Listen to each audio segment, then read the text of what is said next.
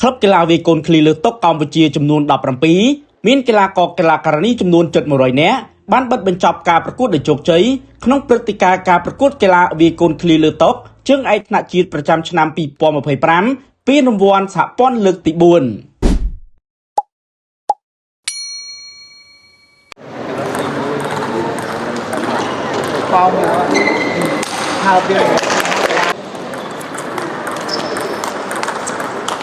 នាថ្ងៃទី29ខែធ្នូឆ្នាំ2025កន្លងទៅថ្មីនេះឯកឧត្តមបណ្ឌិតគៀតចន្ទរិទ្ធរដ្ឋលេខាធិការក្រសួងមហាផ្ទៃទទួលបន្ទុកអគ្គនាយកដ្ឋានអន្តោប្រវេសន៍និងជាប្រធានសហព័ន្ធកីឡាវាយកូនឃ្លីលើតុកម្ពុជាលោកដួងមាសចម្រើនអគ្គនាយករងតំណាងឯកឧត្តមប៉ុនសុកអគ្គនាយកនៃអគ្គនាយកដ្ឋានកីឡាបានអញ្ជើញជាអធិបតីនៅក្នុងពិធីបិទការប្រកួតកីឡាវាយកូនឃ្លីលើតុជ្រើសរើសជើងឯកថ្នាក់ជាតិប្រចាំឆ្នាំ2025ពានរង្វាន់សហព័ន្ធលើកទី4ដើម្បីអបអរសាទរទិវាសន្តិភាពនៅកម្ពុជានិងខួបអនុស្សាវរីយ៍លើកទី47ថ្ងៃជ័យជំនះ7មករាឆ្នាំ1979ឆ្នាំ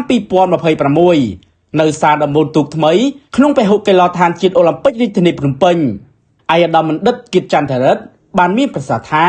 ការប្រកួតថ្ងៃនេះធ្វើឡើងនៅក្នុងគោលបំណងដើម្បីបំផុសស្មារតីស្រទាប់មហាជនសិស្សនិស្សិតនៅតាមរាជធានីខេត្តលើកកម្ពស់បច្ចេកទេសនិងវាស់ស្ទង់សមត្ថភាពរបស់កីឡាករកីឡាការិនីសហព័ន្ធបានធ្វើផែនការយុទ្ធសាស្ត្រដូចជាការបំផុសស្មារតី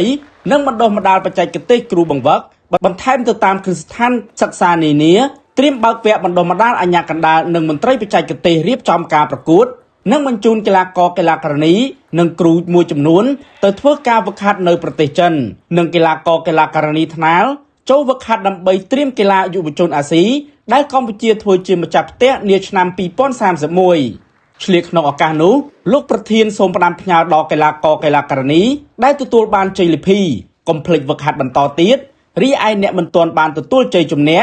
ត្រូវធ្វើការខិតខំហ្វឹកហាត់ទ្វេដងដើម្បីទទួលបានជ័យជំនះនៅការប្រកួតខាងមុខទៀតការអភិវឌ្ឍវិស័យកីឡាវាយកូនឃ្លីលើតុយើងក៏ត្រូវតែបន្តធ្វើការហ្វឹកហាត់និងត្រៀមការប្រកួតលក្ខណៈជាតិនិងអន្តរជាតិនានាលោកហេងសុជាតិអគ្គលេខាធិការសហព័ន្ធបានប្រាប់ឲ្យដឹងថាការរៀបចំការប្រកួតកីឡាវាយកូនឃ្លីលើតុជ្រើសរើសជើងឯកថ្នាក់ជាតិនិងពានរង្វាន់សហព័ន្ធលើកទី4ឆ្នាំ2025ដើម្បីអបអរសាទរទិវាសន្តិភាពនៅកម្ពុជានិងខួបអនុស្សាវរីយ៍លើកទី47នៃជ័យជំនះ7មករាឆ្នាំ1979ឆ្នាំ2026ក្រោមការប្រើប្រាស់ថវិកាគាំទ្រប្រចាំឆ្នាំរបស់ក្រសួងអប់រំយុវជននិងកីឡាមានសមាគមនិងក្លឹបកីឡាវាយកូនឃ្លីលើតុកម្ពុជាចំនួន17មានកីឡាករកីឡាការិនីចំនួន700នាក់រួមមានដូចជាក្លឹបកីឡាវាយកូនឃ្លីលើតុរដ្ឋសភាសែនជ័យក្លឹបកីឡាវាយកូនឃ្លីលើតុ598ក្លឹបកីឡាវាយកូនឃ្លីលើតុលីវីរៈក្លឹបកីឡាវាយកូនឃ្លីលើតុខេត្តរតនគិរីក្លឹបកីឡាវាយកូនឃ្លីលើតុក្រសួងមហាផ្ទៃក្លឹបកីឡាវាយកូនឃ្លីលើតុវិទ្យាល័យជាស៊ីមសាមគ្គីក្លឹបកីឡាវាយកូនឃ្លីលើតុហាវ៉ៃអូឡ িম্প ិកក្លឹបកីឡាវាយកូនឃ្លីលើតុអគ្គនាយកដ្ឋានអន្តោប្រវេសន៍ក្លឹបកីឡាវាយកូនឃ្លីលើតុក្រសួងការពារជាតិសមាគមខ្មែរចិនត្រកូលជានៅកម្ពុជាក្លឹបកីឡាវាយកូនឃ្លីលើតុ HW001 ក្លឹបកីឡាវាយកូនឃ្លីលើតុអនុវិទ្យាល័យប៉ូជីនតុងក្លឹបកីឡាវាយកូនឃ្លីលើតុ USA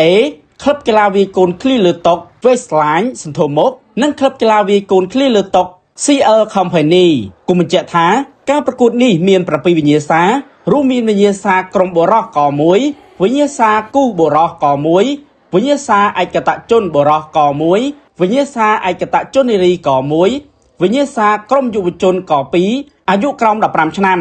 វិញ្ញាសាគូយុវជនក2អាយុក្រោម15ឆ្នាំនិងវិញ្ញាសាឯកតជនក2អាយុក្រោម15ឆ្នាំ